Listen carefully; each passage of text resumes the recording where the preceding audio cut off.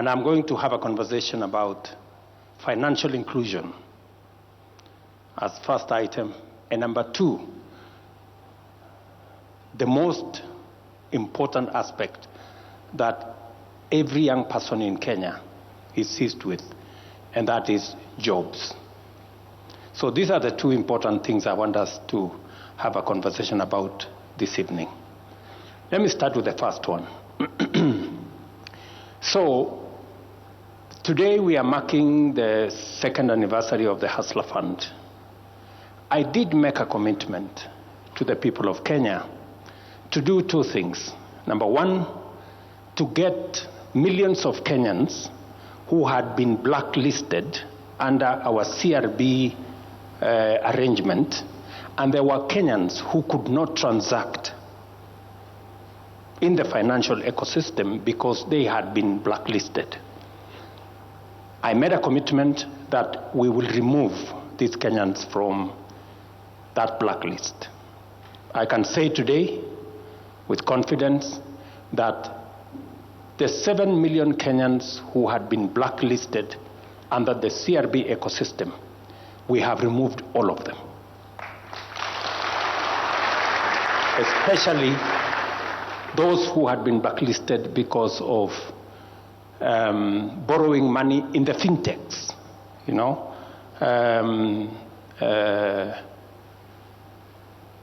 The whole, you know, the whole fintech ecosystem, the borrowing that many people here, because they borrowed 100 shillings, 500 shillings, 2,000 shillings, they were taken to a blacklist.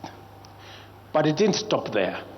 I also said, we are going to develop a financial product that recognizes that we have millions of people in our ecosystem that are not banked, people who have no security, people who have no collateral, and people who require financial support.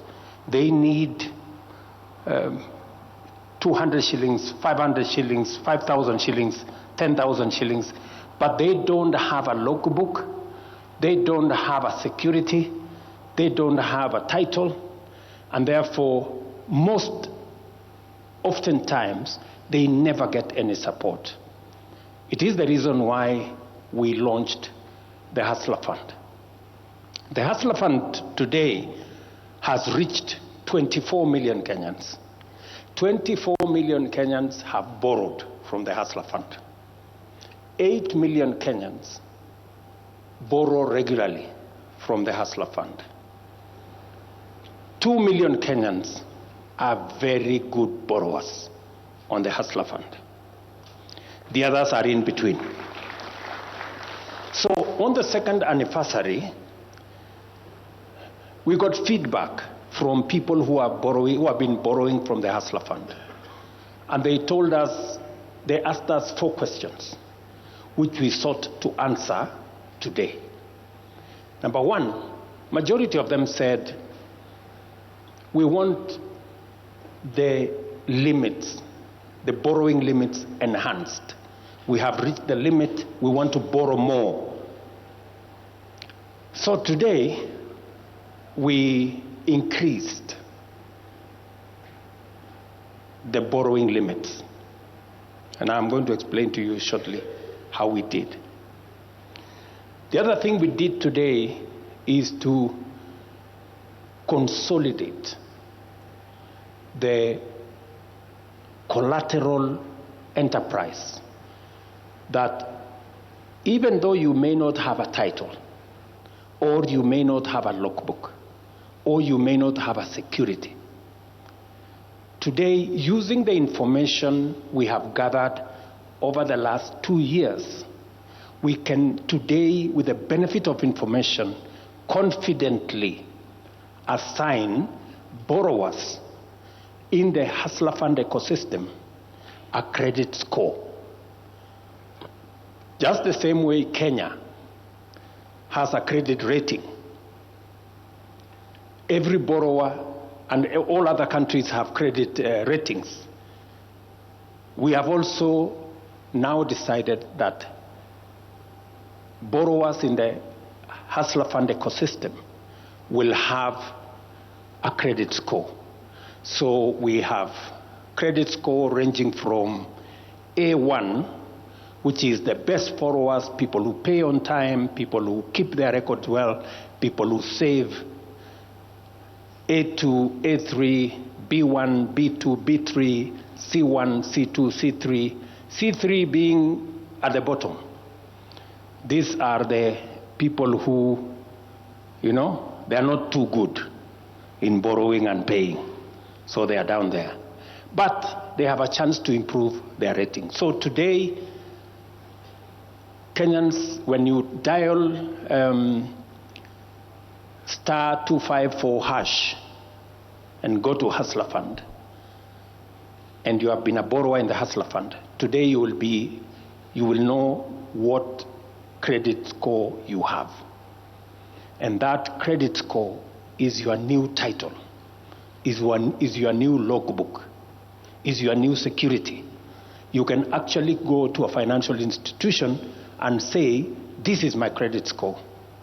And they will assess you accordingly because they know from the Hustler Fund, you are a good borrower, you are not so good a borrower, you are somewhere in between. And therefore, as I promised the people of Kenya, we are changing the collateral infrastructure. You don't have to have a title to be assessed for financial support. You don't have to have a logbook to a car. Your financial behavior is sufficient, and that is why you get a credit score. So every Kenyan in the Hustler Fund ecosystem will get a credit score tonight. That process is going on with our telcos. That's number one. Number two, because we got requests that many of the borrowers have reached the limit and they wanted to borrow more, we decided to develop a product called Bridging Loan. And today we launched that product where the good borrowers will triple their credit limit. For example, those whose limit is 50,000, from today they can borrow up to 150,000. Those who are at 2,000 will borrow up to 6,000. Those who are at 20,000 will borrow up to 60,000. There are others in different categories whose limits will have a multiplier effect of 3, as I said, 2.5 in some cases, double in some cases, 1.5 in some cases. A total of 1.5 million borrowers in the Hustler Fund tonight will get new enhanced credit limits. That is the second item that is going to happen. And it is because of the feedback we got from the borrowers in this ecosystem. Number 3, many borrowers have told us 14 days is too short a period for us to pay back. Can you consider doubling that term loan, that term? Again, today, under the bridge loan, we have increased the time you will take to pay from 14 days to 30 days. And you can continue from there. The fourth thing we have done today, again, is to have a conversation about what borrowers have asked us. What happens to our savings? As you are aware, when you borrow in the Hustler Fund ecosystem, saving is mandatory. And saving is mandatory because in Kenya, we have a serious gap in borrowing. It is one thing that I made a commitment to this country that we must rethink our borrowing. And I am very happy with the progress we are making in matters borrowing. Not just in Hustler Fund, but globally as a nation. Those of you who may want to know is that our savings as a percentage of GDP has always been in the region of between 8 and 12%. Other countries in our category are in the region of 25%, others 40%. China, for record, is at 55%. And when you have money that is saved, if you have a good saving culture, then you build a big enough resource of resources that can be used for borrowing. It begins to give you long-term money, patient money that can be borrowed, and it helps to bring down interest rates. Just for context, let me tell you where we are. Our National Social Security Fund has saved in 60 years 320 billion in 60 years, because we have been saving on average 200 shillings per person. And you remember I had a very serious quarrel about it. Of course, I have since pushed the needle. I discussed with the stakeholders. We managed to negotiate the court cases that were in court, and we finally have a new arrangement. Today, every employee saves 6% of their salary, and every employer adds another 6%. That will eventually be money belonging to the employee. Do you know what has happened? The 320 billion we have saved in 60 years, we are actually going to double that money in 4.5 years.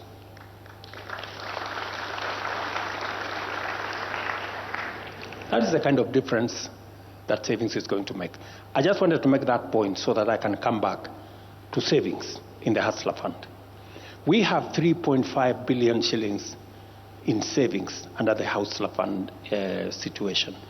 Many borrowers have been asking us, who is managing this money?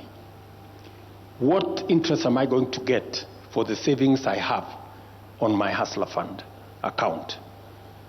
Now we have worked with World Bank and other development partners.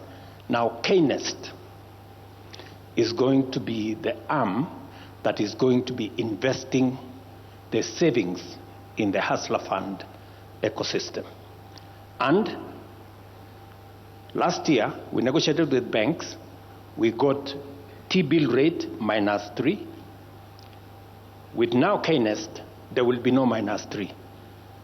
All the borrowers will get T-bill rate.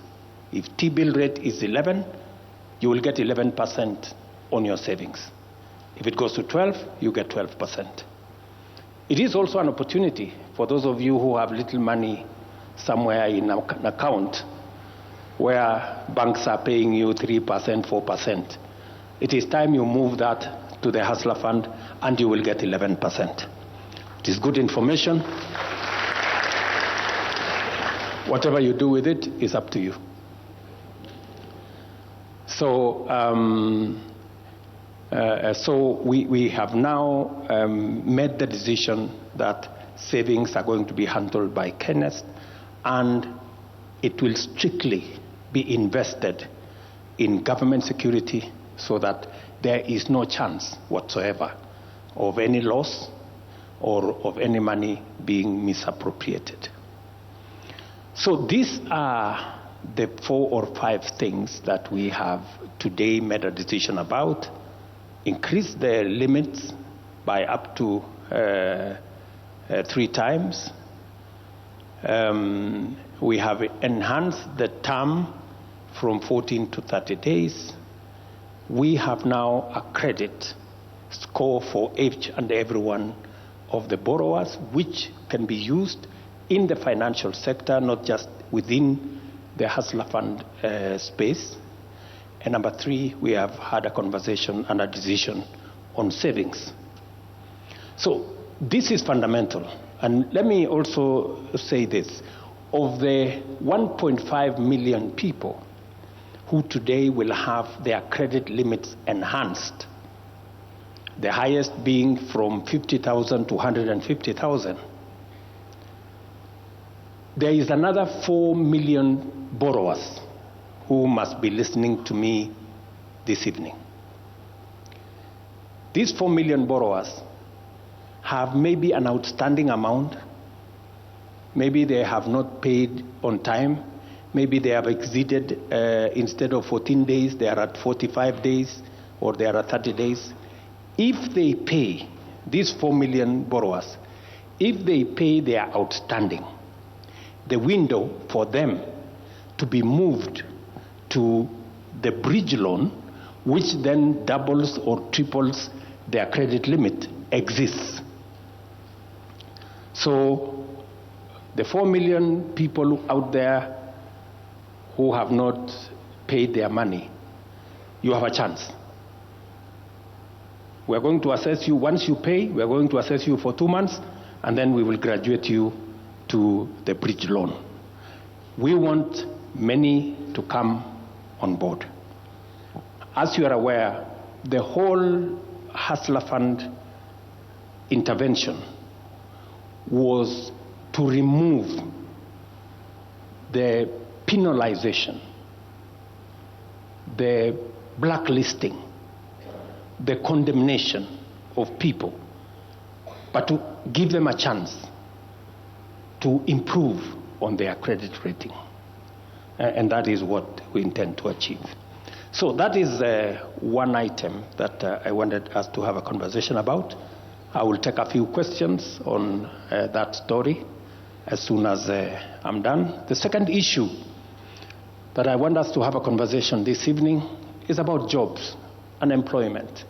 And we are all aware that close to 1 million people young people enter the job market in Kenya.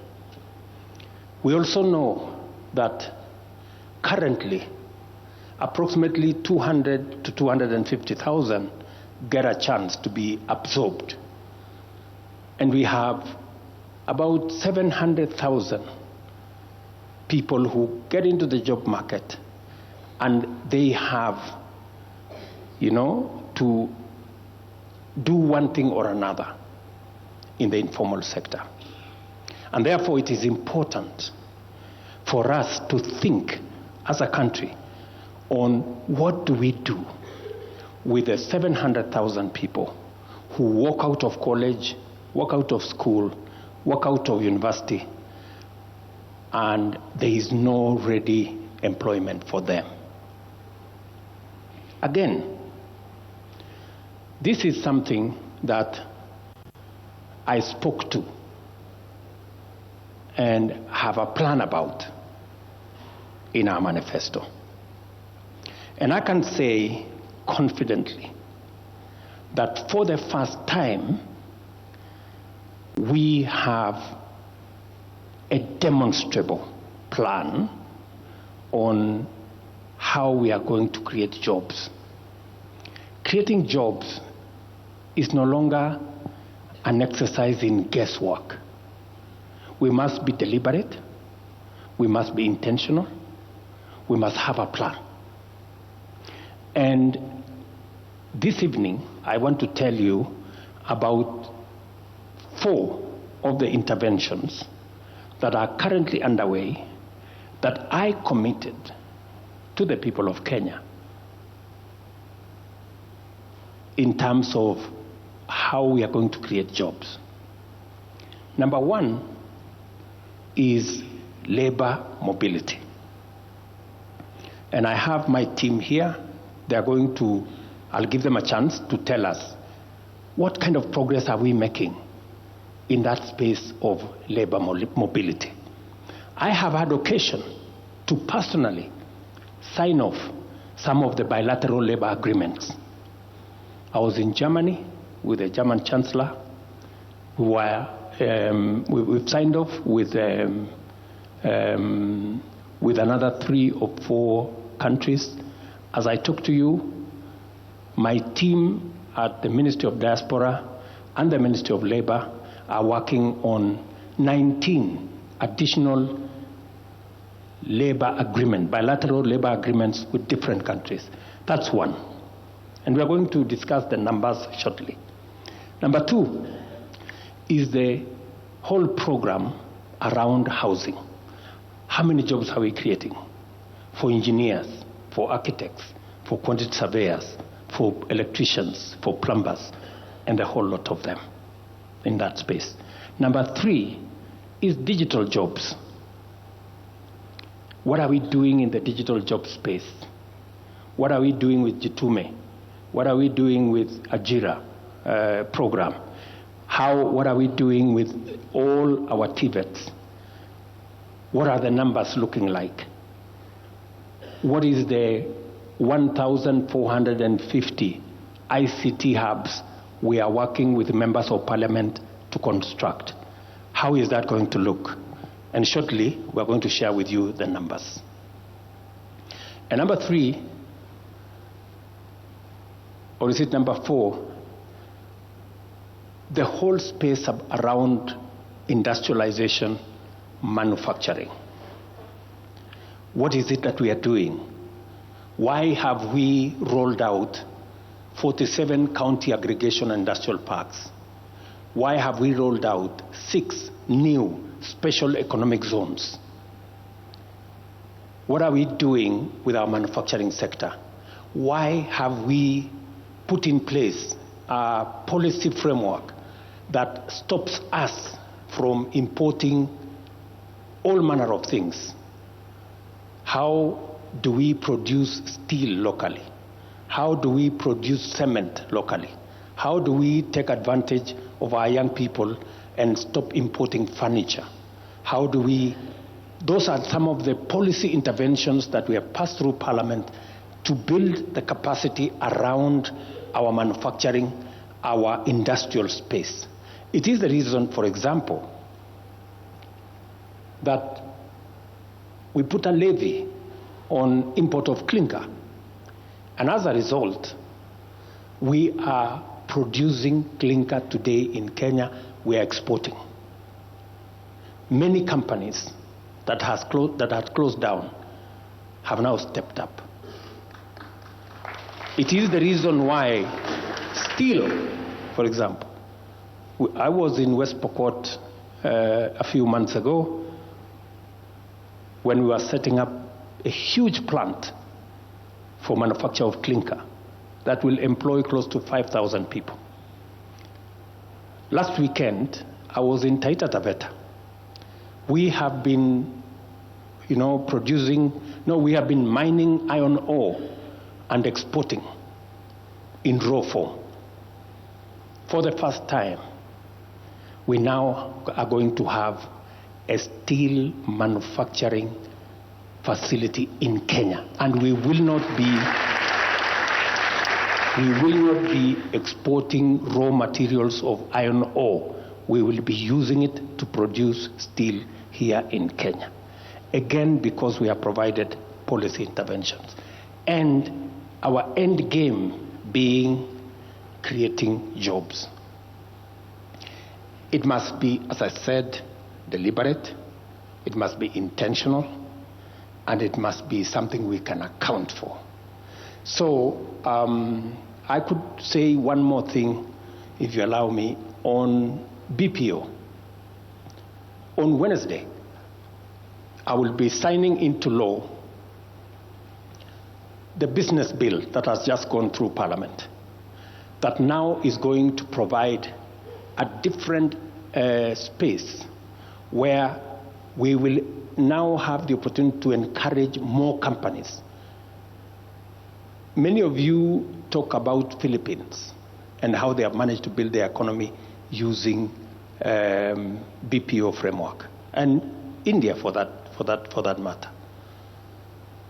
What has happened to us is that the law was very restrictive, and the law did not recognize BPOs as a job-creating enterprise. But the law we've just passed through Parliament now will encourage more companies. And I'm told in our midst, we have Somersos. Are they here? Right. Those people there were taken to court, and they had real trouble. They really bothered me. Now I can report to you that we have changed the law. So nobody will take you to court again on any matter. Right? And I'm talking about Somersos because they will tell us how many people they employ and what kind of trouble they were going through. And they were about to relocate most of their operations to Uganda because many of us were giving them trouble, and we didn't have the correct space. Thank you very much, good people. I'll give you a chance to say something later. And many other companies. So these are the two things I thought we should have a conversation about. And I will take some of your questions on these two items. I don't know whether we do it sequentially or we do it, maybe we do it sequentially. Let's start with Hustler Fund. I will take some questions on Hustler Fund. Yes, my good friend? Or there is somebody else? Yes? Excellency, my name is Vincent Oyugi. I'm the chairman of Geek Connect International. And thank you for the good job. On the Hustler Fund, my question is, personally, I've supported widows, over 10,000 on the table banking. Can the Hustler Fund be made available for the local widows back in the village? I come from Ugenya constituency, and I've managed to support 10,000 widows. Unfortunately, the Hustler Fund is not accessible to them. Thank you so very much. Finally, can all these funds, Your Excellency, be consolidated? I'm a finance expert, and we have so many finances within, from Youth Fund, Women Fund, Hustler Fund. Can we have a bill passed so that either we have 2 or 3, so that even the elderly like us, because I'm 40 years old, can be able to access some of these funds? Thank you so much. Mr. Oyugi, 40 is not old. I'm told life starts at 40. I wonder, can the PS responsible for Hustler Fund, can you explain to Mr. Oyugi whether the women in the table banking space, whether they can have access to Hustler Fund? Thank you, Your Excellency. Make it brief. Yes, the Hustler Fund is accessible to everybody, even those who have Mulika Mwizi. However, phone, you can still access Hustler Fund. You don't need any airtime, it's zero rated. But also, we have Hustler Fund group. When we launched, we realized that because of the digital divide, gender digital divide, so most of the women there were not accessing well. So, but right now we are engineering, and we are going to come to groups. So you can mobilize them into groups, we'll be onboarding them, and then we help them now how to access the group loan. So it's there, it is accessible. Thank you. Yes, and Mr. Oyugi, I agree with you. In fact, there was, I wanted to bring together all these funds. But we have many stakeholders, and they are very protective about the different funds. But I think as we consolidate the practice and see which funds are doing well, I think we will eventually want to consolidate it into one fund. But I agree with you. I am a believer in table banking. I have seen what table banking can do, and it is the reason why we came up with a group loan. Maybe then you can liaise with my peers so that as they re-engineer, they can take into account some of your suggestions and the experiences you have from working with women under the table banking arrangement. Yes, young man from some school, I think. Thank you, Your Excellency. My name is Simon Mugo from Kenya Medical Training College. We do appreciate we as the young people for the effort that you have put in place to ensure that we, the young people, we get job employment once we complete our schools, and also from various skills that we are having. History has demonstrated that there is some kind of mistreatments which are happening to our own people, those who have gone abroad, and let's say, just to mention like the Arab countries. What are some of the measures that you have put in place to ensure that our people are safe outside there? Thank you, Your Excellency. Alfred Mutua, I'm sure you are somewhere in this. Yes, can you answer Simon? Simon says, what is it that we are doing to make sure that, is it you or is it Rosalind? Maybe you can have a go first. What exactly, I missed the question, Your Excellency. The question was, there are some people who are mistreated working abroad. What is government doing? One of the challenges that we've had for a long time is the ability of Kenyans who face problems being able to connect with the government to be able to assist them. We have ensured that Kenyans that go to different countries go to countries that have signed the International Labour Organization agreements. So they are adhered to international organizations agreements. However, we have found out that our embassies overseas have not been fully equipped to really sort out problems. For example, I remember in the case of one country that I went to, people say they couldn't access any help from the labor attaché or the ambassador. So we have set up systems, including phone numbers, and we're about to set up an app for people to be able to report when they are in problems. As I think diaspora will be able to also explain, is that we have also set up safe houses so that you can actually leave your employer and go to a safe zone, which will be translating, you will be assisted to come home. Your Excellency, I'd like to clarify at this juncture that we hear many stories of people saying they went to a country, they're not allowed to come home, they can't access medical care, and all those things. What usually happens is that when you go to a country to work, you go under a visa. Most of the time the visa is tied in to the employer who employs you. When you decide to move jobs and quit that job and you go work in the street or go work for somebody else who is giving you more money, your visa gets cancelled. You are out of status. That means some of these countries, your medical care is tied to the employer. You cannot seek medical treatment from a hospital. When you go to the hospital, they arrest you and they ship you back home. So Kenyans, some of them don't want to be shipped back home. So we are trying to encourage Kenyans that before you quit your job, please talk to our labor attachés. Let us go through the process of seeing how you need to move from one job to another job. Yes, Excellency. Thank you. Rosalind, I think you have some information. Maybe you could just say something.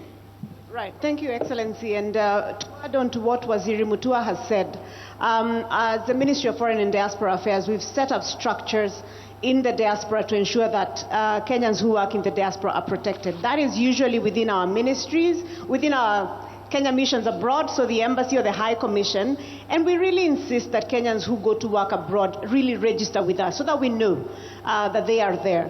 When we've seen distress, Your Excellency, we've moved very quickly to deal with that. As we speak, we have just evacuated over 800 Kenyans from Lebanon, where the war broke out, and we've been able to bring back, and we're about to close phase 3 of that evacuation. So we stand ready to support Kenyans. Waziri has also discussed the need for Kenyans to travel to countries where we have migration agreements or labor agreements, and we have embarked on telling Kenyans about where these safe places are.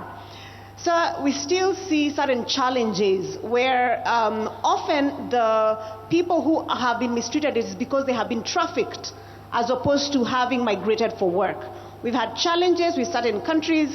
We've had challenges with Kenyans being trafficked under the guise of finding jobs in Thailand, but really they end up being trafficked to Myanmar and places around that region, including some that we intervened with just this week, Your Excellency, during this Jamhuri National Job Fair, where certain Kenyans were on their way to Thailand, but really they were going to be trafficked to Myanmar. So we are offering information around these, what are safe opportunities. And whenever there are questions about, does this job really exist?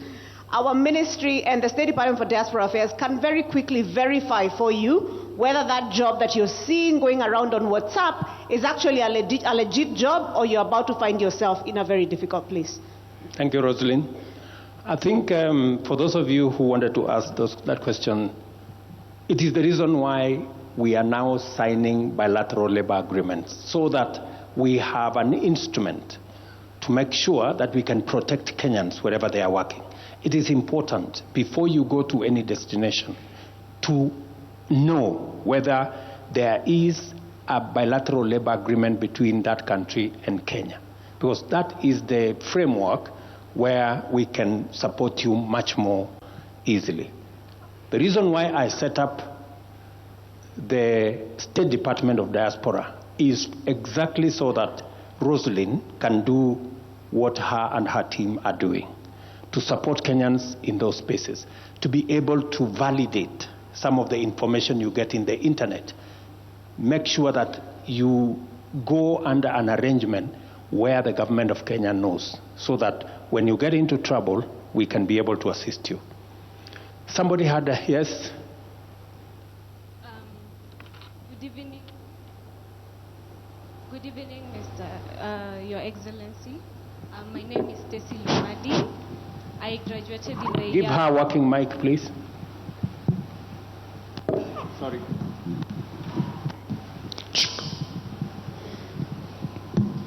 My name is Stacy Lumadi. I graduated in the year 2022, and since then I've not been employed. I understand the meaning of tarmacking. Currently pursuing Masters of Development in the University of Nairobi. And my question is on Kazi ya Maju. It's a good initiative, especially when you're looking at remittance impact on the economy.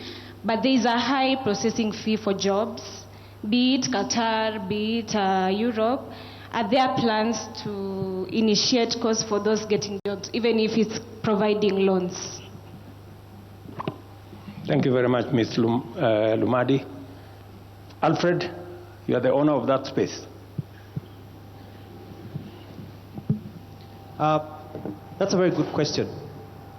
You see, the whole essence of jobs overseas are for you to be able to live here and go get a good job. Now, there are two kinds of jobs. There are two kinds of offers, mostly. There are companies that say, we want nurses, for example, or we want teachers, or we want riders, or we want ICT specialists. And we will pay for the preparation of those candidates to come to our country. We will pay their medical fee, we will pay their air transport, we will pay money for them to do the necessary tests they need to do, attestation and all that.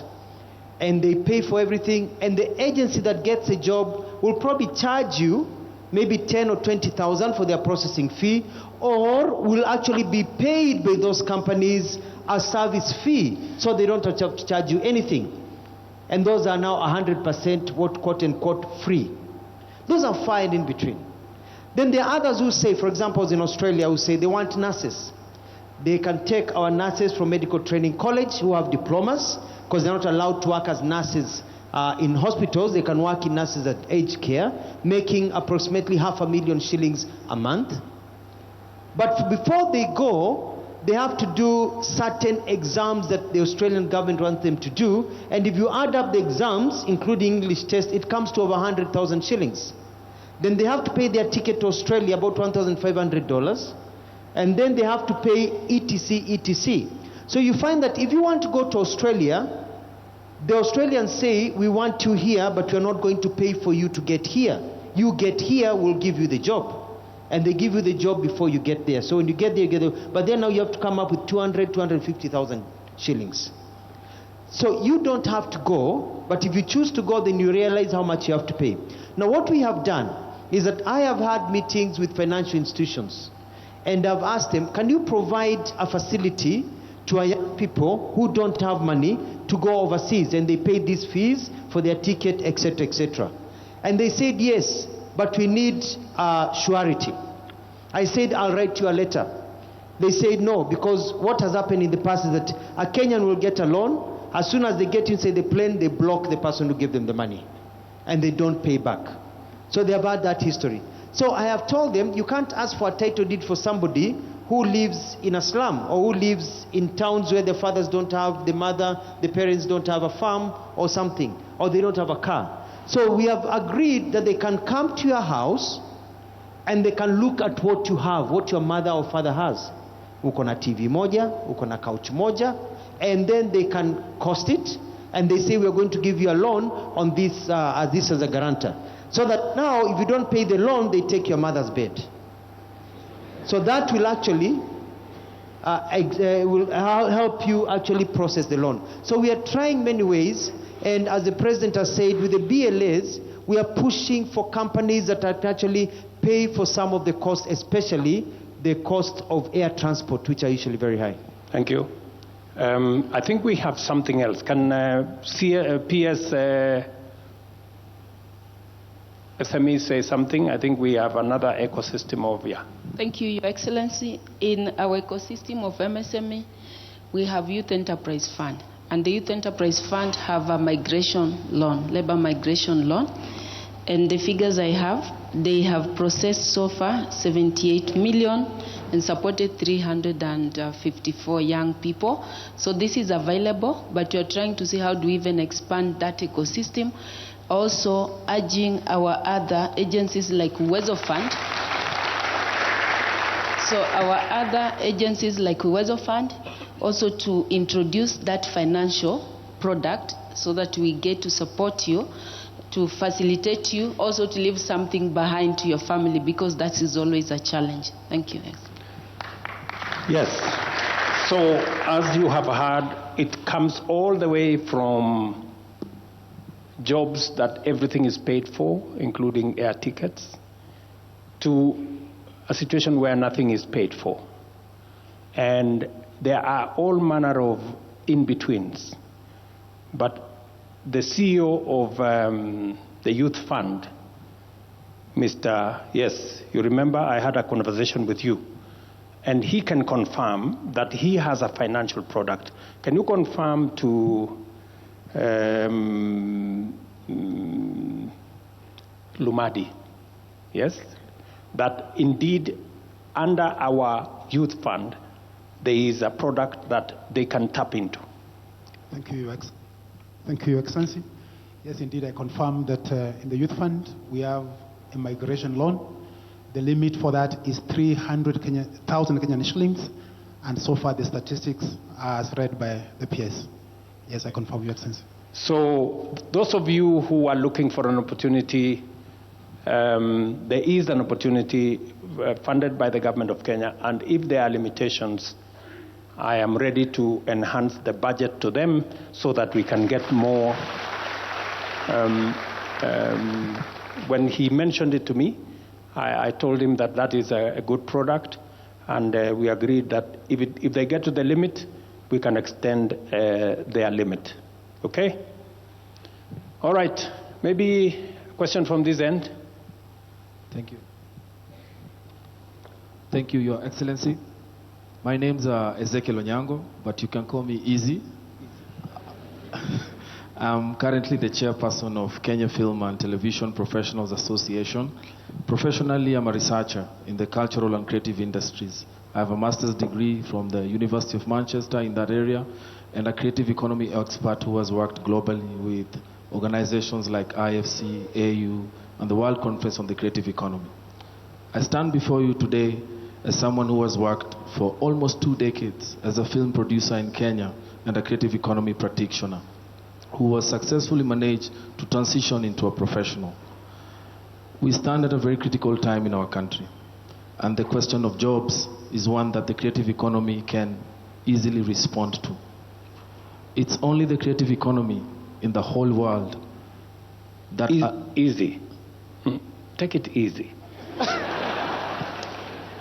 Because I was expecting a question from you, but you've given me a lecture, which is good.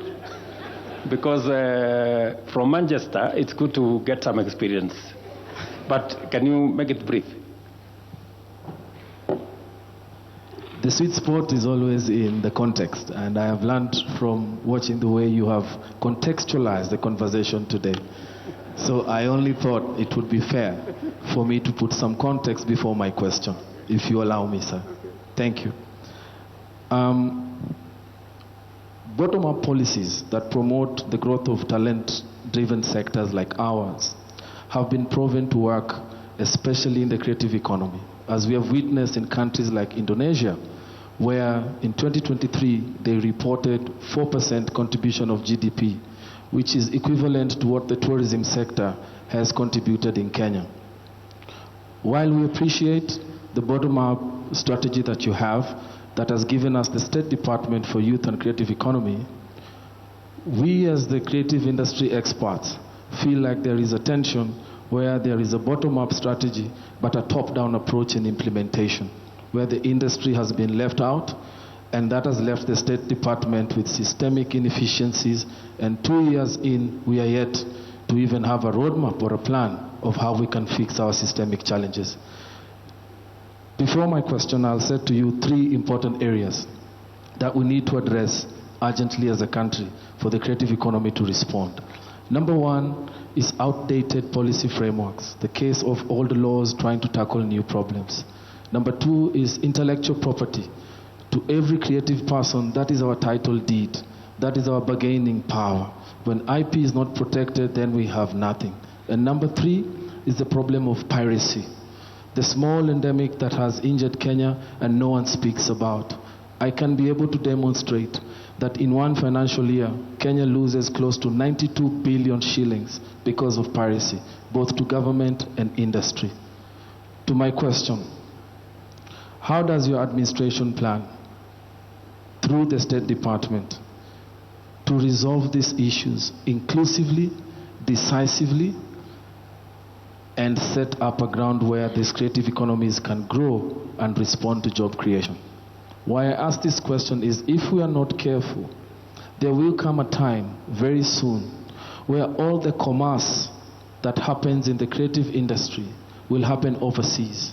Production will happen locally, consumption will happen locally, but the platforms in which we do our commerce will all be abroad. So what strategies can we put in place to ensure that creative technologies are integrated in the better plan to respond to IP challenges, the problem of piracy, and the problem of outdated policy frameworks? Thank you, sir.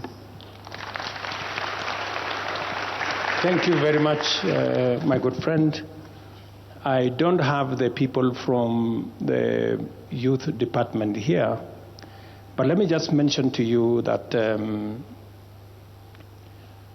the reason why I made a policy decision that the sports fund, which initially had been spread to cover many things, including building hospitals and building all manner of things, I said that must now stop so that we concentrate the sports fund on matters to do with sports and the creatives.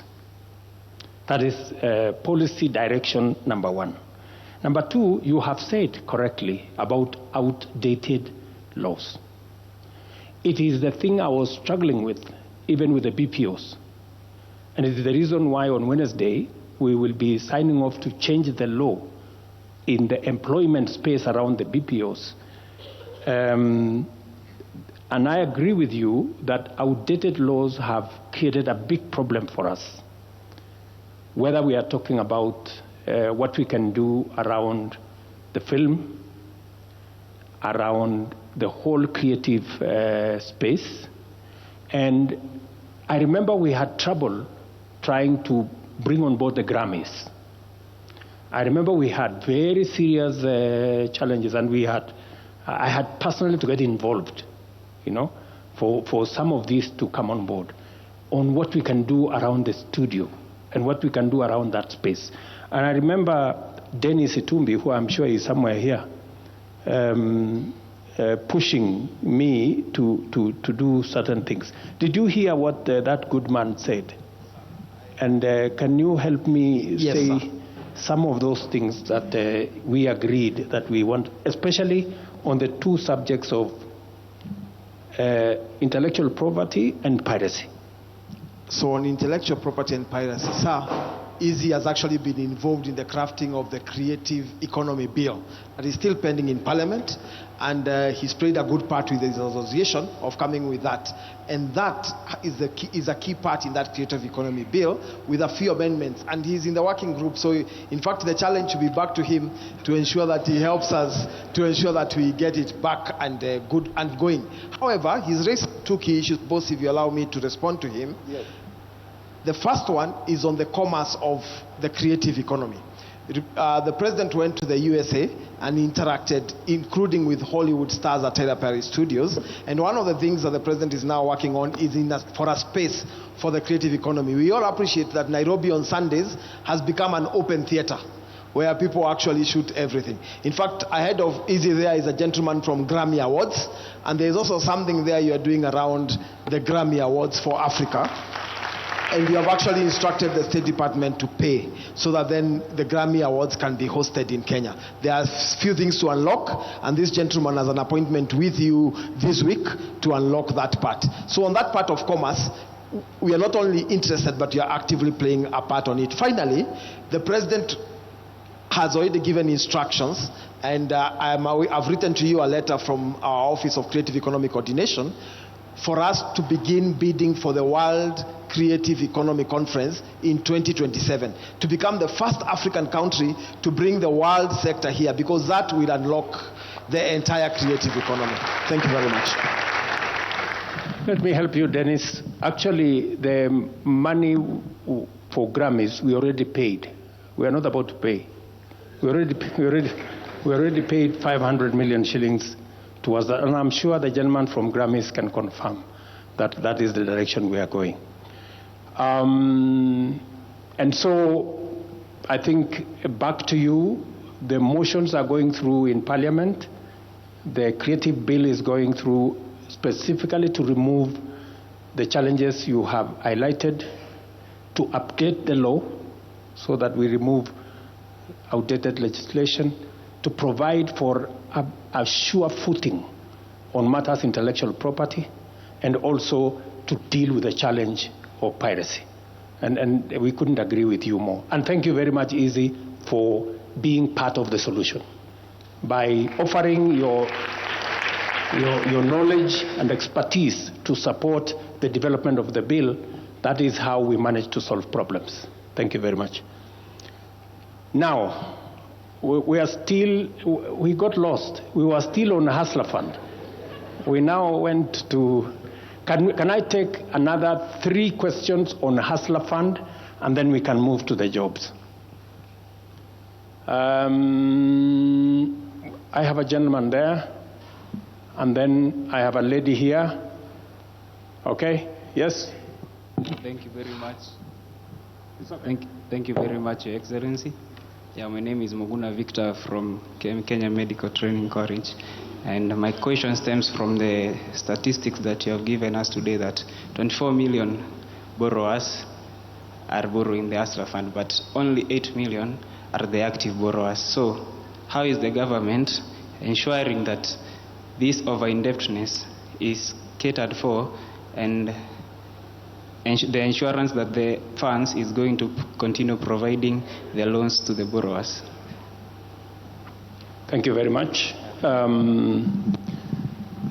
You know, we don't want to push anybody. You can sit down, Victor. We don't want to push anybody into blacklisting. We leave the doors open for the other Kenyans who are not doing well. And we believe that at some point, they will wake up to the reality that this is the best product they can ever get. So that's the case. And for your information, we have continuously, because the repayment rate around Hustler Fund is around 80%. So we have a big resource that is revolving. Most of the money is actually revolving. We just add a little money every year to make sure that we keep the system going. So you shouldn't be worried about whether there will be adequate funds to make sure that there is money for borrowers to borrow. we already taken care of that. Madam?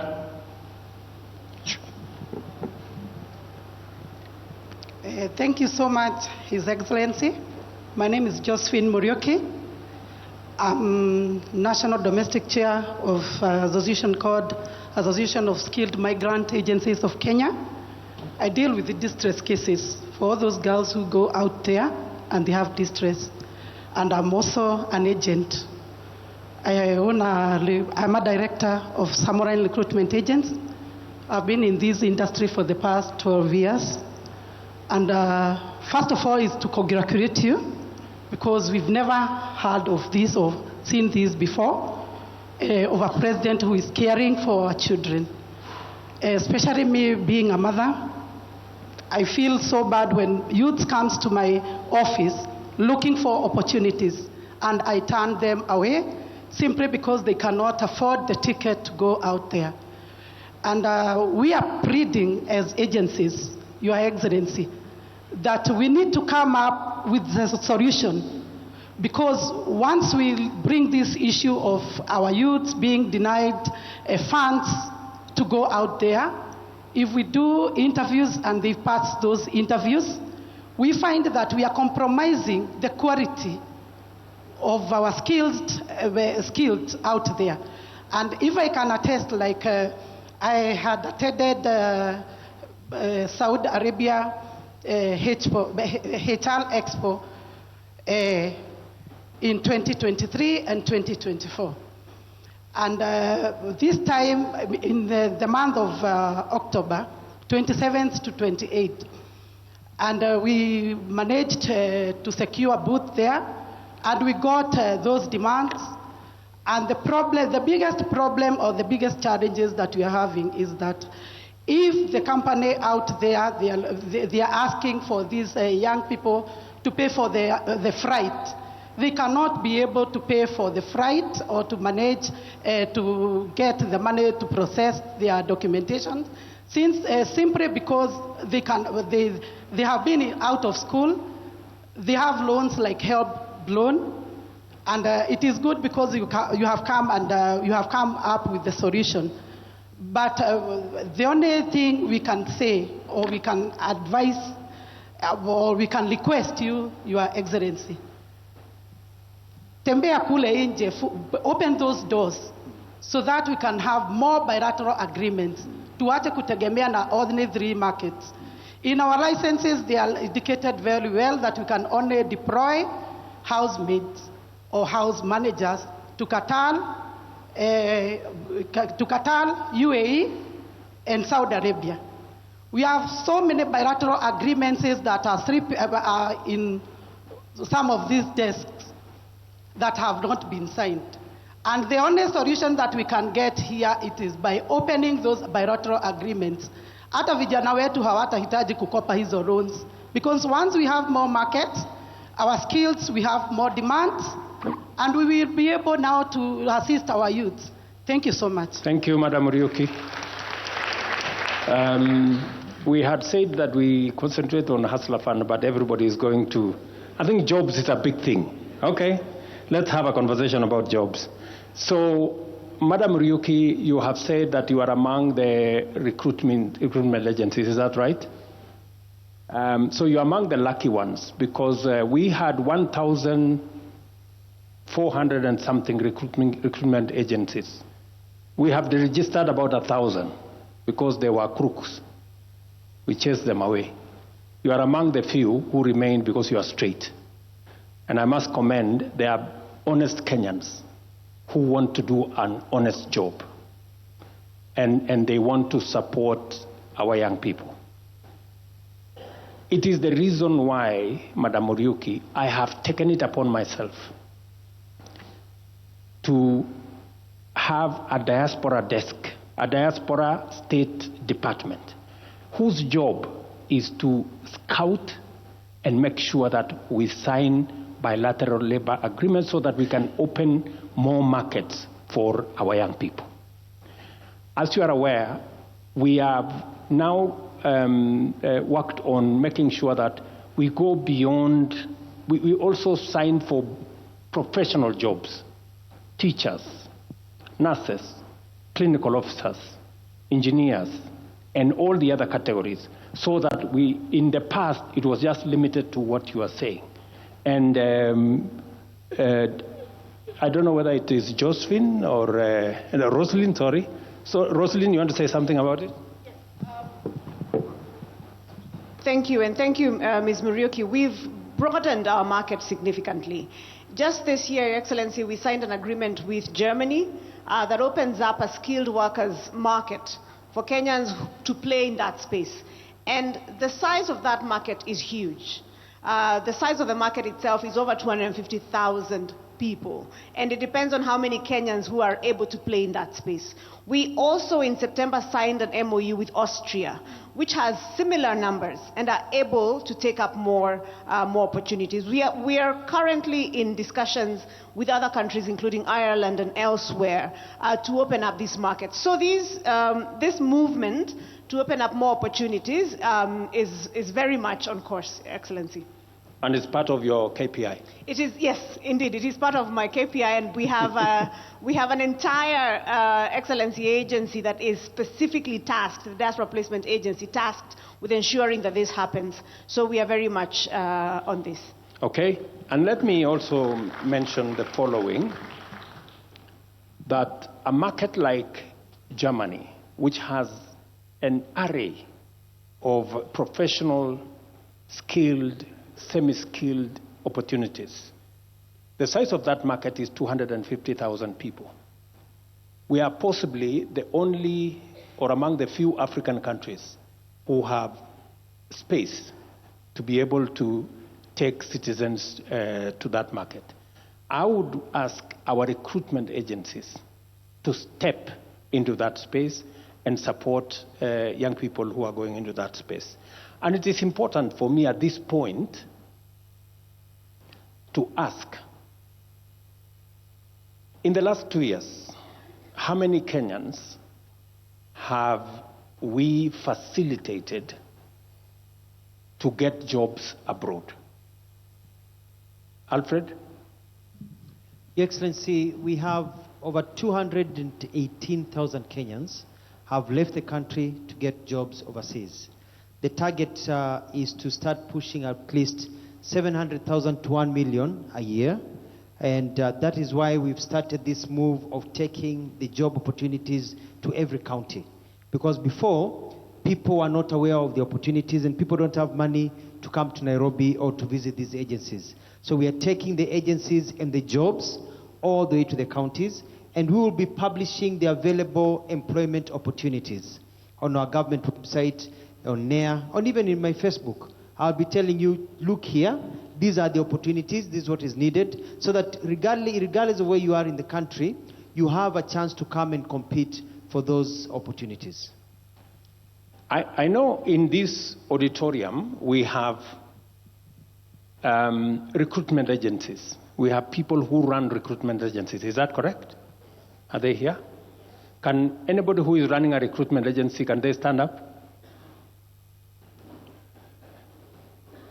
So all you good people are in that space. Let's clap a round of applause for them. Asanteni sana, you can take your seats. I want at least one or two of you to step forward and tell us, in the last 2 years, how many Kenyans you have assisted through your recruitment agency to find jobs abroad. We have one lady there.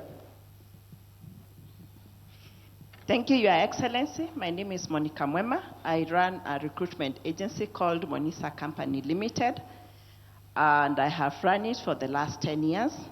In the last 2 years, I have been able to deploy over 3,000 Kenyans, both skilled, semi-skilled, and even others for a little low-cadre jobs like housemaids. I've been able to take Kenyans engineers to UK. I've been able to take teachers. I've been able to take nurses, housemaids, lady drivers, and even people to work in farms. Thank you. Thank you very much. You said about 3,000. About 3,000? Yes. In the last 2 years? Yes. Okay. So of these 218,000, you can account for 3,000. Yes. Can I have one more person who, yes, behind there? Oh, yeah, all right, whatever. Thank you, Your Excellency. My name is Daniel Maroria. I run an agency, TDM International Limited. For the last 2 years, I've managed to recruit around 2,500, both skilled and unskilled. Majorly, I do Qatar demands, mostly on security guards, like when you go to Hamad International Airport. I've managed to recruit, for the last 1 year, I've recruited around 700 guards. How much money are the guards paid, Mr. Marori? For recruitment? No. For salary? Yes. Do you know? Yes. Right now, they are paying us a basic salary of 1,000, then 300 riyals. 1,000 shillings or 1,000? No, Qatar riyals. Yes, which is like how much Kenyan shillings? Which is around 35,000. That is the basic salary for 8 hours. But most of our guards are getting more than 50,000, 45,000 plus because they are working for 12 hours. Especially for those candidates who are working in Hamad Airport. They got training and they are now screeners.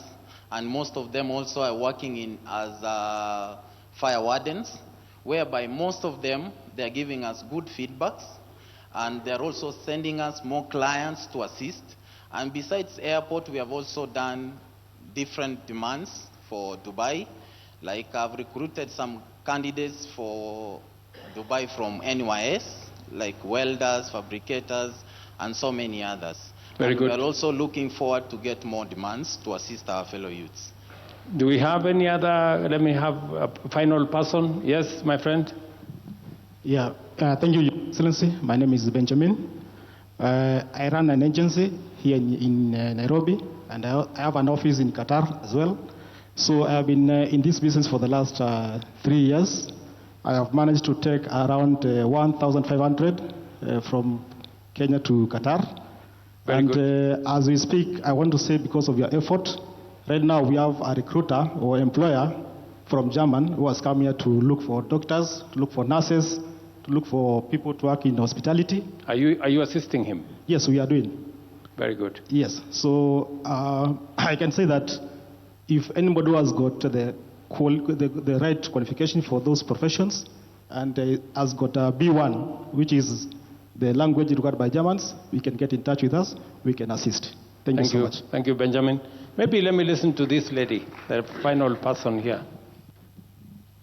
Thank you, Your Excellency. My name is Caroline Njoki Murogo. My agency is Consult Center Limited. I managed to successfully deliver an order for teachers to Baltimore City sometime in July this year. And then just this week, my partners will be around for interviews for another probably 200 candidates who are ready, and subsequently got another order for about 2,500. So I'm looking at 5 years of delivering about 500 in every year. Mm-hmm. Thank you. Are these real numbers, Njoki, or? They are real numbers. Real people? Real people. Real Kenyans. Ms. Njogu is aware that they have authenticated the order. You know, there is a spirit of Thomas in Kenya nowadays operating. I know, it's real. It's real. Thank you very much, Thank Njoki. you. Okay. So, from the numbers, I think Alfred has told us in the last 2 years, 218,000 Kenyans have gotten different jobs in different parts of the world. We have here men and women who have facilitated as recruitment agencies. The Ministry of Diaspora is here. They have worked with them to confirm and to make sure that Kenyans who are leaving Kenya to go and work elsewhere have the requisite government support, and if there is trouble, we can always find them to come back home. Let me go to another space. Digital jobs. As you're all aware, we have a program running under the Ajira framework. We have also the Jitume arrangement. And we have a whole plan around digital jobs. I want somebody from that space on digital jobs to give us the numbers. Do I have anybody here? Yes, tell us your name and where you work.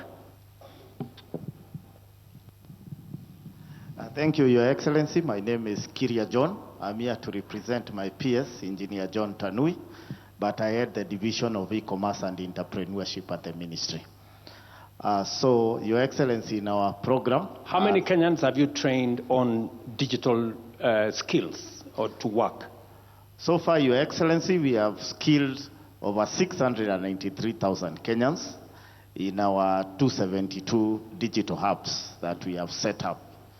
And we target to set up 1,450 digital hubs across the entire country. Are those the ones, one in every ward? One in every ward. Okay.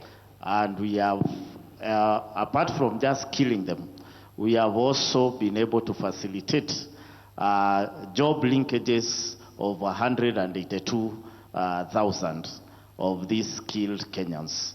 And apart from that, we are also undertaking a sensitization program, and that's where my PS and the CS and also the Prime Cabinet Secretary were in Kakamega County doing a town hall like this one to also sensitize the youth of the available opportunities in the digital job space. So we are also creating the awareness and how they can benefit. Okay, so within the 270 different hubs around Kenya that exist today, yes, even as we work with members of parliament and others to bring on board another 1,200 to make it 1,450 in different parts of Kenya, right? Yes, Your Excellency. So at the moment, you say we have 182,000 already doing jobs and earning from those jobs. I was, for example, in one of our TVETs, and there were many young people who were already monetizing their talent. They were already working on the does that include those kind of people? Exactly, Your Excellency. Because at these hubs, we are also not just training them and skilling them, but actually they are doing the actual work itself and earning from digital jobs online and getting paid.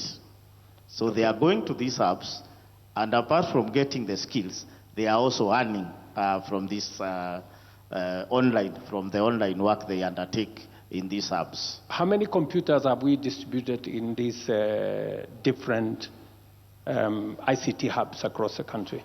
Your Excellency, so far we have distributed 19,693 computers in all these hubs. And what is the plan going forward? So the plan going forward, Your Excellency, is to set up the 1,450, to equip them and be able to skill at least 1 million youths and above. So the target is to move from the 180,000 currently who are engaged at different levels. Yes, Your and Excellency. earning and monetizing their talent and their skills using the digital space. Yes, Your Excellency. And also to add on that... you want to scale that from 180,000 to a million? To a million, with all the hubs once we have already completed. With the ICT hubs? Yes, and also it's good to note, Your Excellency, that through also your leadership, we have been able to engage the OTTs, and now they are monetizing the content that these youth are also generating. So they are earning. Many of these people don't know what OTT is. Can you just simplify it a bit? Yes, Your Excellency, these are the TikTok, the YouTube, Facebook. So we have been able to negotiate better rates for Kenya as a country. And actually, if you look, relatively to also the other countries, the Kenyan content providers are getting paid better by these OTTs through your leadership. I remember you people forced me to talk to people in T-shirts, and I had to, and to get them to allow us to monetize the space and to allow our content creators to be paid. Your Excellency. Because Your Excellency. I think Kenya is the 4th country in Africa to be allowed to monetize content. Exactly. The other countries don't. Exactly. Okay. Thank you. Maybe I'll ask Madam Moria, the PS for Tibet. You are aware of what is going on in our Tibet. Can you say something about that space with digital jobs? Yes, thank you, Your Excellency. In addition to what he has already said, we have already trained 600 trainers across the country who are now able to train our young people either within our institutions, and Your Excellency, we have 126 Tibet institutions with the devices between 50 and 100. And we have been able to train the numbers, some of them in the Tibet institutions, but Your Excellency, to be able to make sure that space is moving, our biggest responsibility has been to ensure that we are training the trainers at the Kenya School of Tibet, and we already have 600 of them across the country, Your Excellency. Thank you very much. Let me go to another space. I think we're talking about the space around labor mobility. People going to work abroad, as Alfred and Rosalind have said. We are talking about digital jobs, people working in our ICT hubs. Many people have been asking me, why am I so passionate about ICT hubs? Because it unlocks huge potential. It gives our young people an opportunity to work. I have met many of them in Tibet institutions, in other different ICT hubs. And at the moment, we have a program where we are working with Kenya Power to deliver internet to as many places in Kenya as possible, so that progressively we can unlock that unlock that potential, and that is going to turn around. Because again, I said, for us to be able to create jobs, we have to be intentional. We cannot just assume that jobs will arrive. We have to know ICT hubs, deliver internet, have trainers, have TOTs, train more young people, provide computers. And that's exactly what the gentleman from our Department of ICT has said. Let me move to another space, the space around industry and manufacturing. I think P.S. Abubakar is here. What is the space around, why are we negotiating, for example, a new agreement with America on matters to do with textile? Why are we doing more special economic zones? What are the numbers like? Thank you, Your Excellency. I think, Your Excellency, your strategic shift or your strategic intent in all this is, first, is to subsidize production, 2 is to incentivize value addition, 3 is to expand the market, and 4 is to de-risk private investment. So what we are doing in terms of the market access, we are expanding our market access from the US. Now we have an economic partnership agreement with UK. Now we also have an economic partnership agreement with the European Union, so that we can have a lot of market access for our products. And one of the products which we have a competitive advantage in exporting is in the textile space. So, Your Excellency, in your special economic zones and extra processing zone program, where people can produce competitively to access this market, we've been able to create 10,000 jobs in that space, mostly in the area of textile and apparels. Okay. So let me allow now, just sit there, Bakar. I want the people from the business process outsourcing. I remember I went to Samasos up on Mombasa Road. I remember earlier this year, I went to Tatu City with CCI, they now have 6,000 people working for different companies out of Ruiru, here in Ruiru. What is going on in that space around the BPO, Madam? All right, I appreciate that. My name is Anpisa Lola. I'm with SAMA. And if I'm just to paint a picture in the BPO industry, I'm going to talk in terms of numbers just to show how big this industry is and why it's important for us to literally focus, especially when it comes to creating jobs for the youth. So SAMA is a BPO. In Kenya alone, we have to the tunes of 3,500 employees. And this is full-time job, benefits, medical cover, all that. And we have not even scratched the surface. Okay? Now, when you look at how big this industry is, this industry last year alone was a $1 trillion USD industry. Okay? That's globally. Now, bringing that down to the amount of jobs that are created, India developed, I think for anybody who's read about BPO, India developed its middle class through BPOs. Today, India has 4.5 million jobs in the BPO industry. Philippines has 1.1 million jobs. Your Excellency just talked about the 1 million graduates that we are churning out every year. And from an industry expert, I'll tell you, Kenya delivers quality job than India and Philippines. Now, a lot of things are working well for Kenya. Easy, I literally quoted your word like old laws trying to tackle new challenges, and we appreciate the progress that you're doing in the BPO industry, because today, when you look at Kenya, the BPO industry right now is heavy on English. I mean, North America accounts for 41%. I challenge anyone here that Kenyans have better English than the other regions I spoke about. Yeah?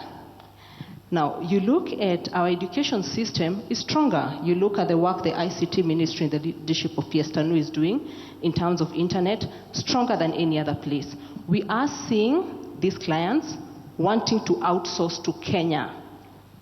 And Kenya is not cheap compared to the other. I just want to demystify that. There's been a question on Kenya is cheaper. We are actually more expensive than those other regions, but the clients are preferring Kenya because they are getting quality work from Kenya. Okay. Now, today when you look at this sector, some alone we are at 51% women, 49% men, and our focus is on AI. You look at AI alone, AI is looking at 826 billion in the next 6 years. Now, I don't know about the rest of you, but I'm a strong believer of Africa deserves a seat at this table. Yeah? Kenya deserves a seat at this table because anybody who knows AI knows about AI bias. If you don't train it, it talks about what it thinks. I think I'm seeing you nodding. Because there are movies, you hear somebody who's talking Swahili and they are literally talking a different language. That is not Swahili. That is not what you want AI to do. Yeah? So, Your Excellency, I think just in conclusion, is just appreciating the initiatives around defining this space and defining a space in such a way that it's both good for the workers because, defines what is the criteria, what is the wage, what is all that around, but then also attracting more investments in this country. Thank you. Thank you very much. Again, our focus is in that space. The reason why we are spending 10 billion shillings to expand our internet connection is because people like Sama require very strong internet because most of the time their workers work for clients outside Kenya. Number two is to make sure that the legislation does not impede companies that want to invest in Kenya in the BPO business. It is the reason why This year, as I told you, in Ruiru at Tatu City, we managed to get CCI to invest, and now they are hiring 6,000 Kenyans. They have given us a horizon of 50,000 if we do certain things in that space. And among the things that we are doing in that space is to straighten the law. Part of what I'll be doing this week, part of what we will be doing going forward, is to align the law with the realities of the job market. It is not fashionable anymore that you go to work in an office in a tie. If you look at the people working at BPOs, they go there in a t-shirt. And you must not necessarily have all these other stories. So there is a way that we have to re-engineer our job space so that it is responsive to the requirements of the job market at the moment.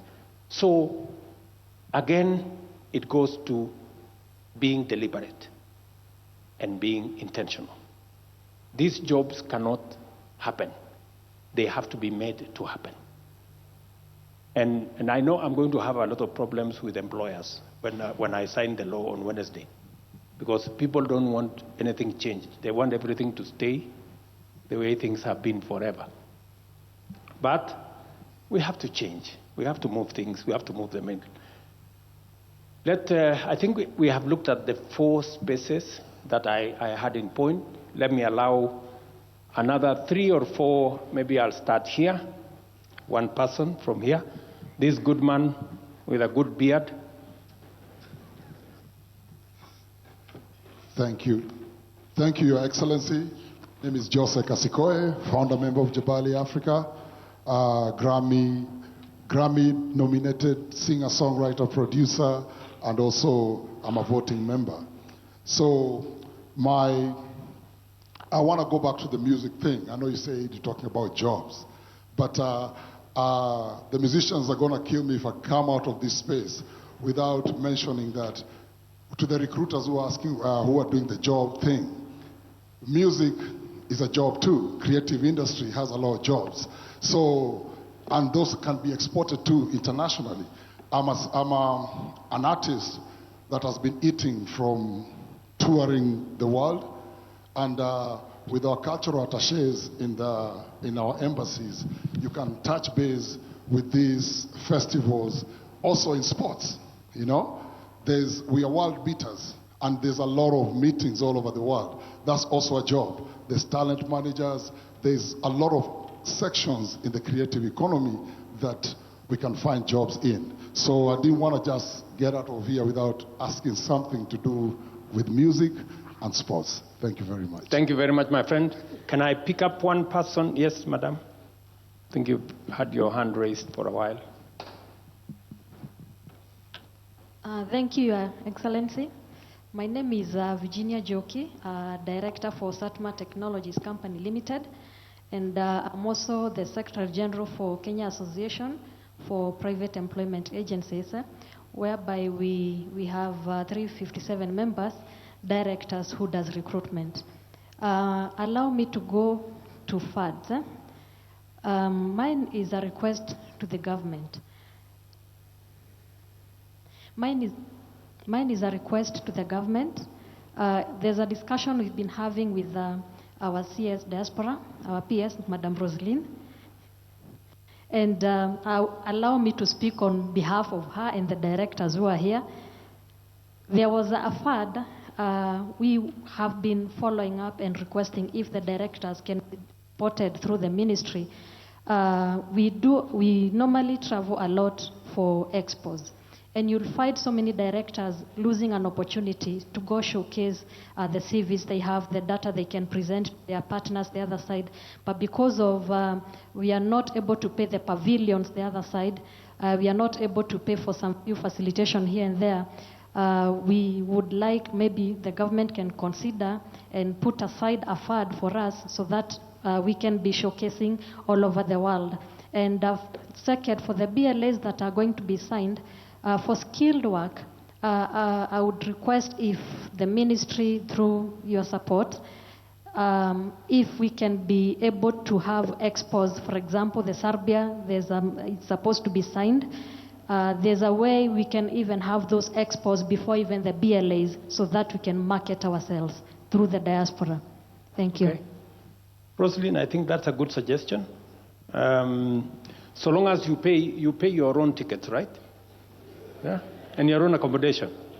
So just the pavilion. Okay. So I think let's see how we can support these good people. I think setting up a pavilion for them, they will travel at their own cost. They will go and market the country at their own cost. I think it's a good thing. All right? Let me, I don't know. I think, okay, let me be biased. Let's give it to the lady again. Asante sana, my president.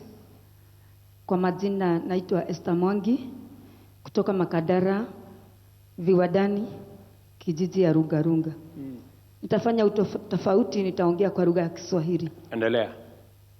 Asante. Mimi ni mama mboga, mmoja mwenye alifanya kazi kubwa tupate hii serikali. Niko na furaha siku ya leo kupata nafasi ya kuongea na wewe Mr. President. Nashukuru Mungu kwa sababu ni kwa neema yake. Nakushukuru sana na serikali yako Mr. President kwa sababu ya hii nafasi ya kazi. Vijana wetu wamepata kazi na kwa hii kazi ya majuu. Lakini swali yangu siku ya leo, mimi kama mama mboga na wengine tuko huko nje na wengine wenye tumefikisha miaka 46 kwenda juu, hatukupata hii kazi mtahani na tuja benefit na pesa ya uzee kwa sababu tuko hapo katikati. Sisi wa mama mboga wenye tulifanya kazi kubwa kupata hii serikali, wengi wetu tukaacha boma zetu zikaharibika kama yangu kwa sababu wazee walikuwa wakipigania pande nyingine tofauti. Tulikuwa na shida, mzee wangu alikuwa kwa mrengo mwingine, mimi nilikuwa kwa huu mrengo, na ninashukuru Mungu.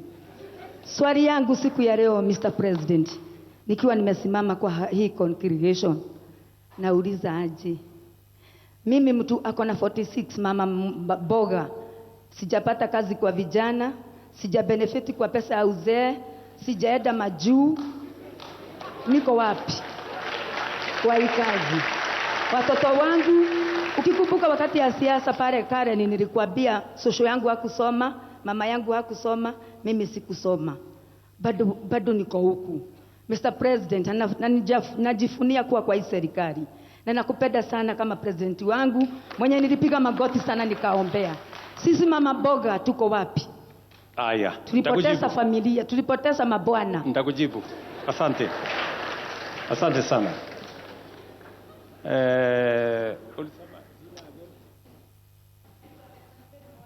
Esther. Asante sana Esther. Asante sana Esther. Asante sana Esther. Nitakwambia wewe kama mama mboga mambo matano. Si ndio? Kwa sababu wewe uko na mtoto. Si ndio? Si uko na watoto? Umebarikiwa na Mungu, uko na watoto. So kama wewe hujapata kazi, ujipange ndio mtoto wako tupangane na yeye apate kazi. Si namna hiyo? Mtu wako hapo utapangana na yeye. Ako hapo. That is number 1. Number 2, unajua tulikubaliana ya kwamba mama mboga pia atafanya kazi mahali kuna heshima. Tutahakikisha tutajenga soko. Tuhakikisha kwamba kina mama mboga wanafanya kazi. As I talk to you, nikiongea na wewe, tunajenga saa hizi soko 200 Kenya ya kina mama mboga. And most of them are actually in the process of completion. In fact, nitauliza governor wa Nairobi, kwa sababu si unatoka Nairobi? Nitauliza governor wa Nairobi aniambie mahali tuko kwa hiyo mpango yetu ya soko. Ngoja kidogo Senator, Governor Sakaja, just you know, so number one, so wewe uko hapo utafanya kazi mahali kuna heshima. Number 3, katika mpango yetu ya afya, mama mboga hakuwa kwa mpango ya afya kwa sababu NHIF ilikuwa ni number 1, watu wenye wanafanya kazi, number 2, watu wenye wako na uwezo. Lakini sasa kwa hii mpango ambayo tuko nayo ya Taifa Care, wewe Esther sasa uko na nafasi ya kuwa na bima ya afya as a person. Hii Taifa Care ina recognize mama mboga, na kwamba wewe pia sasa utakuwa na nafasi ya kuwa na bima ya afya. Utaenda hospitali, mtoto wako atatibiwa na hakuna malipo yoyote utalipa. Hiyo ni number 3. Sawa sawa. Number 4, najaribu kupanga mahali huko kwa hii mpango hii. Number 4, pale katika mpango ya housing, kwa sababu umeniambia mahali unaishi, si ndio? Pale kwa muda mrefu nyumba haina maji, nyumba haina choo, hakuna stima, hakuna barabara. Katika mpango yetu ya affordable housing, na umesikia ule jamaa wa affordable housing aliongea hapa. Did somebody speak about affordable housing here? No, we're going to talk about it. I know there is somebody from affordable housing.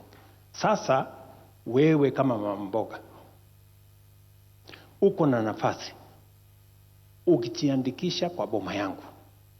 Sasa wewe utakuwa na nafasi ya kuwa home owner. Hapo nyuma ilikuwa ili upate nyumba lazima uwe tayari kulipa 20,000, 30,000, 50,000.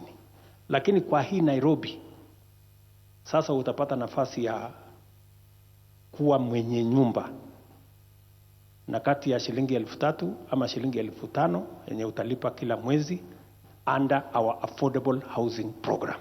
Kwa sababu tumesema we want to make home ownership, dignify our people with home ownership. Now mama mboga kama wewe anaweza kuwa na nyumba yake, sio ya kukodesha, nyumba yake ambaye ataishi na iwe yake kwa kulipa pesa kidogo.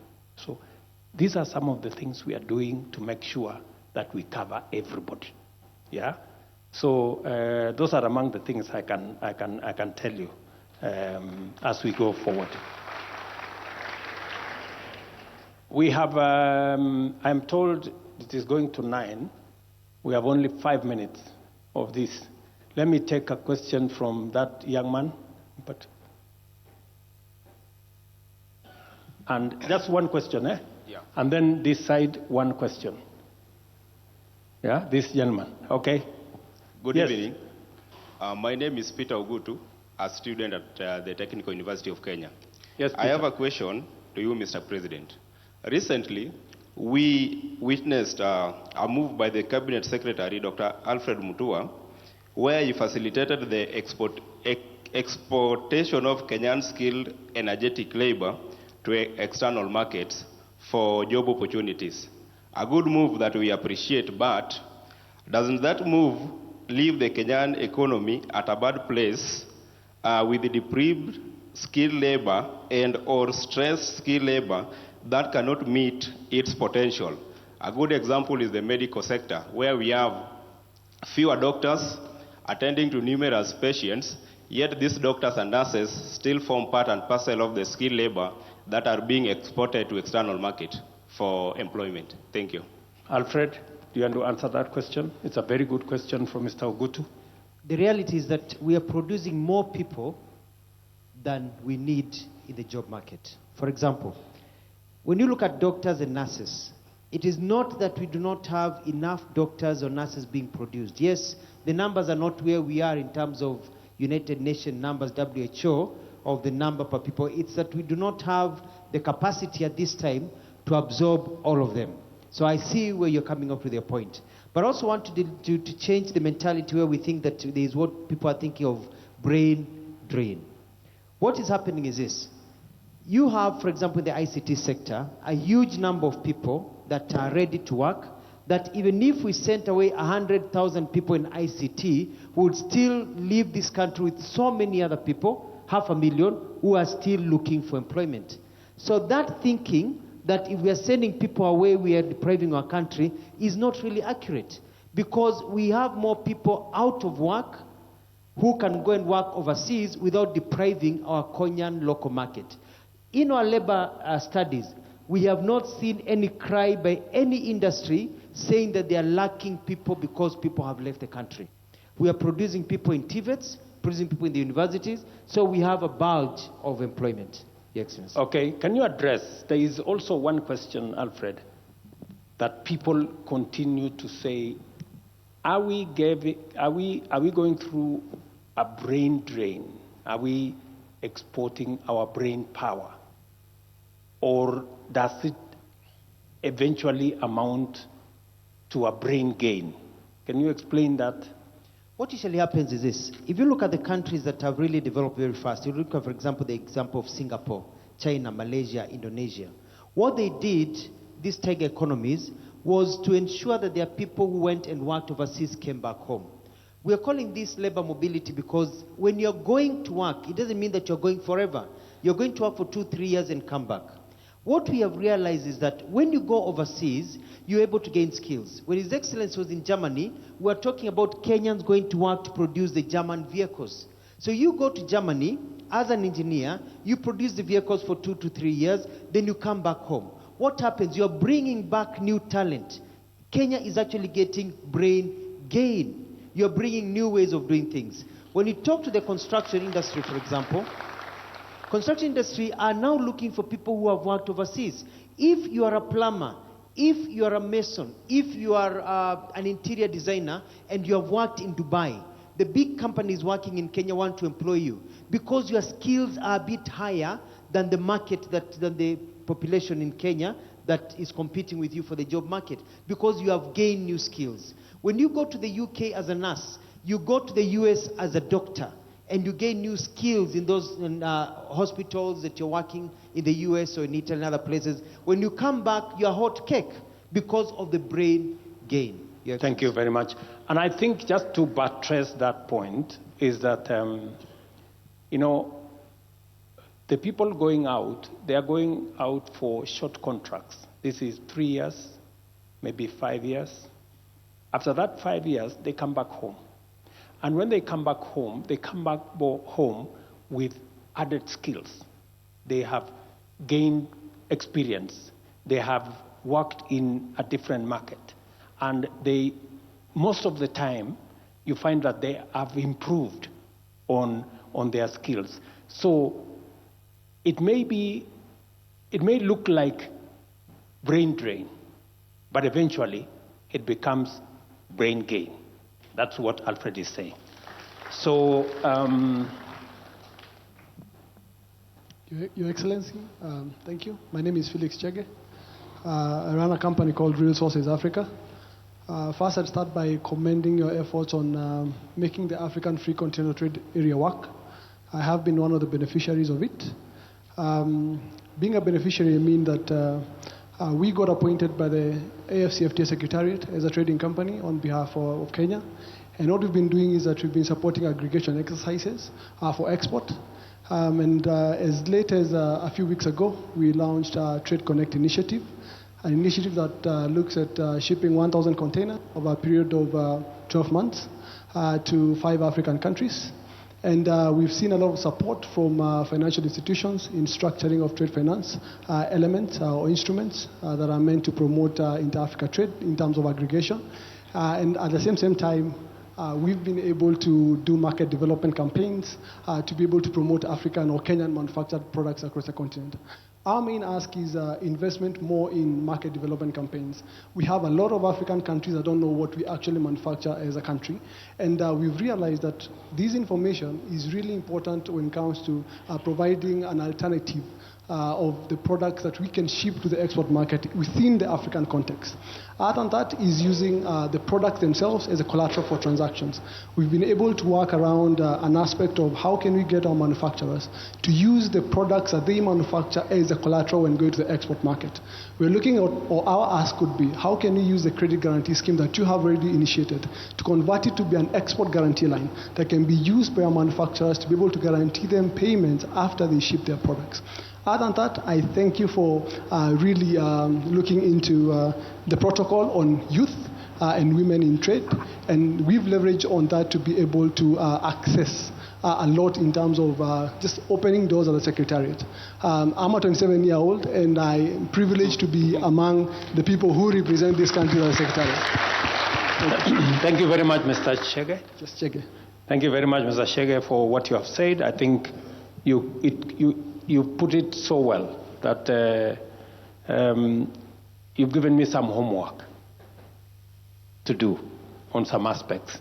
And I will take back the homework and see what we can do better. But congratulations on what you're doing on behalf of many young people in Kenya, taking advantage of the Africa Continental Free Trade Area. It's a market of 1.4 billion people, and Kenya needs to move full speed and take its space and place in that market so that we can better leverage the market infrastructure that exists in the Africa Continental Free Trade Area to benefit our own enterprises and our own people.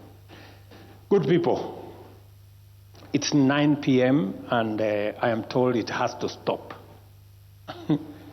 I know many people would have wanted to, but as you are aware, this has become now our way of transacting. So there will be another occasion for us to go through this again.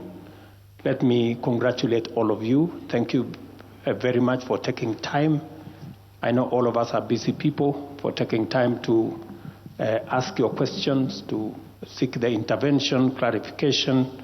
Thank you very much to all the teams that have participated here this evening. And my very best wishes as we work together towards creating opportunities for young people, for our nation. It will take effort, it will take collaboration. I know Sakaja was supposed to tell us something at the corner. Sakaja, do you want to say anything, or I can leave it there for now? Thank you very much. God bless you. Have a great evening. Asante. A round of applause for His Excellency as we stand. Thank you very much, Mr. President. At this point, we will request that we remain standing as His Excellency will leave at his own pleasure. Thank you very much once again, Your Excellency, for that great delivery. Thank you, sir.